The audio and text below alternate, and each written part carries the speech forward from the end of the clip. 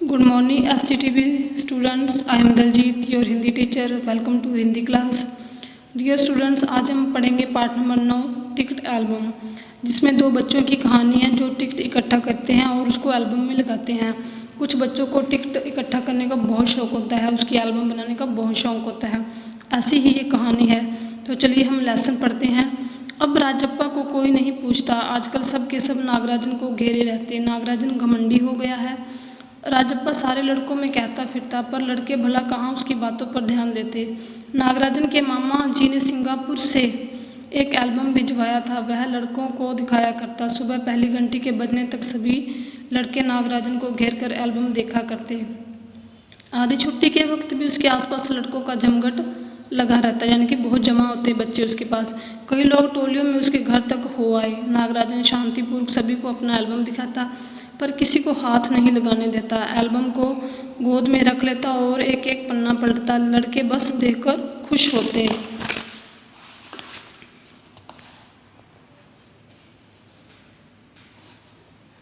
और तो और कक्षा की लड़कियां भी उस एल्बम को देखने के लिए उत्सुक थी। पार्वती लड़कियों की अगुआ बनी और एल्बम मांगने आई। लड़कियों में वही तेज तरार मानी जाती थी। नागराजन ने कवर चढ़ाकर एल्बम उसे दिया। शाम तक लड़कियां एल्बम देखती रही, फिर उसे वापस कर दिया।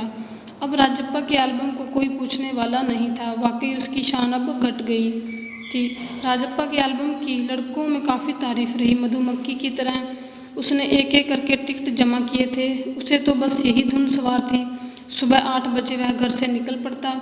टिकट जमा करने वाले सारे लड़कों के चक्कर लगाता। 2 ऑस्ट्रेलिया के टिकटों के बदले एक फिनलैंड का टिकट लेता, 2 पाकिस्तान के बदले एक रूस का। बस शाम जैसे ही घर लौटता, बस्ता कोने में पटकर अम्मा से चबेना लेकर निक्कर की जेब में भर लेता और खड़े खड़े कॉफ़ी पीकर निकल जाता। 4 मील दूर अपने दोस्त के घर से कनाडा का टिकट लेने पगडंडियों में होकर भागता। स्कूल भर में उसका एल्बम सबसे बड़ा था। सरपंच के लड़के ने उसके एल्बम को 25 रुपये में खरीदना चाहा, पर राजप्पा नहीं माना। घमंडी कहीं का। राजप्पा बड़बड़ाया था। फिर उसने तीखा जवाब दिया था, तुम्हारे घर में जो प्यारी बच्ची है ना, उसे दे दो ना 30 रुपये में। सारे लड़के ठाका मारकर हंस पड़े। पर अब कोई उसके एल्बम की बात तक नहीं करता। और तो और अब सब उसके एल्बम की तुलना नागराजन के एल्बम से करने लगे। सब कहते हैं राजप्पा का एल्बम फिसड्डी है, पर राजप्पा ने नागराजन के एल्बम को देखने की इच्छा कभी नहीं प्रकट की। लेकिन जब दूसरे लड़के उसे देख रहे होते तो वह नीची आंखों से देख लेता। सचमुच नागराजन का एल्बम बेहद प्यारा था, पर राजप्पा के पास जितने टिकट थे उसे नागराजन के एल्बम में नहीं थे। पर खुद उसका एल्बम ही कितना प्यारा था, उसे छू लेना ही कोई बड़ी बात थी। इस तरह का एल्बम यहाँ थोड़े मिलेगा। एल्बम के पहले पृष्ठ पर मोती जैसे अक्षरों में उसके मामा ने लिख भेजा था, A.M. नागराजन। इस एल्बम को चुराने वाला बेशर्म है। ऊपर लिखे नाम को कभी देखा है? यह एल्बम मेरा है। जब तक घास हरी है और कमल लाल है, सूरज जब तक पूर्व से उगे और पश्चिम में छिपे, उस अनंत काल तक के लिए यह एल्बम मेरा रहेगा। लड़कों ने इसे अपने एल्बम में उतार लिया। लड़कियों ने झट कापियों और किताबों में टिप लिया। तुम लोग सब यह नकल क्यों करते हो? नकलची कहीं के। राजप्पा ने लड़कों को घुड़क्की दी। सब चुप रहे, पर कृष्णन ने से नहीं रहा गया। जा जा जलता है ईर्ष्यालु कहीं का। मैं काहे को जलूं? जले तेरा खानदान। मेरा एल्बम उसके एल्बम से कहीं बड़ा है। राजप्पा ने शान बघारी।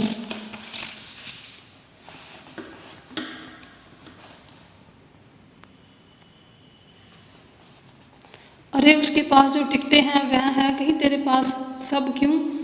बस एक इंडोनेशिया का टिकट दिखा दो। अरे पानी भरोगे? हाँ, कृष्णन ने छेड़ा। पर मेरे पास तो टिकट हैं। वह कहाँ है उसके पास? राजप्पा ने फिर ललकारा। उसके पास जो टिकट हैं वही दिखा दो। कृष्णन भी कम नहीं था। ठीक है, 10 रुपये की शर्त, मेरे वाले टिकट दिखा दो। तुम्हारा एल्बम कूड़ा है, कृष्णन चीखा। हाँ हाँ कूड़ा। लड़के जैसे कोर्स गाने लगे। राजप्पा को लगा अपने एल्बम के बारे में बातें करना फालतू है। उसने कितनी मेहनत और लगन से टिकट बटोरे हैं। सिंगापुर से आए इस पार्सल ने नागराजन को एक ही दिन में मशहूर कर कर दिया, पर दोनों में कितना अंतर है, ये लड़के क्या समझेंगे। राजप्पा मन ही मन कुढ़ रहा था। स्कूल जाना अब खलने लगा था और लड़कों के सामने जाने में शर्म आने लगी। आमतौर पर शनिवार और रविवार को टिकट की खोज में लगा रहता, परंतु अब घर गुस्सा हो गया था। दिन में कई बार एल्बम को पलटता रहता, रात को लेट जाता, सहसा जाने क्या सोचकर उठता, ट्रंक खोलकर एल्बम निकालता और एक बार पूरा देख जाता। उसे एल्बम से चिढ़ होने लगी थी। उसे लगा एल्बम वाकई कूड़ा हो गया है। उस दिन शाम उसने जैसे तय कर लिया था, वह नागराजन के घर गया। अब कोई कितना अपमान सहे, नागराजन के हाथ अचानक एक एल्बम लगा है, बस यही ना।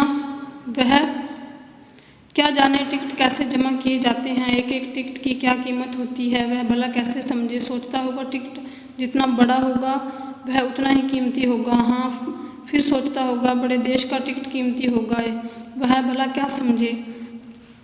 उसके पास जितने भी फालतू टिकट हैं उन्हें टरकाकर उससे अच्छी टिकट झाड़ लेगा। कितनों को तो उसने यूं ही उल्लू बनाया है, कितनी चालबाजी करनी पड़ती है। नागराजन भला किस खेत की मूली है। राजप्पा नागराजन के घर पहुंचकर ऊपर गया। चूंकि वह अक्सर आया जाया करता था, सो किसी ने नहीं टोका। ऊपर पहुंचकर वह नागराजन की मेज के पास पड़ी कुर्सी पर बैठ गया। कुछ देर बाद नागराजन की बहन कामाक्षी ऊपर आई। तो डियर स्टूडेंट्स, आज हम हाफ लेसन ही रीड करेंगे, अगला हम अगली क्लास में रीड करेंगे। तो आपने प्यारे बच्चों अच्छे से लेसन को रीड करना है। Thank you, have a nice day.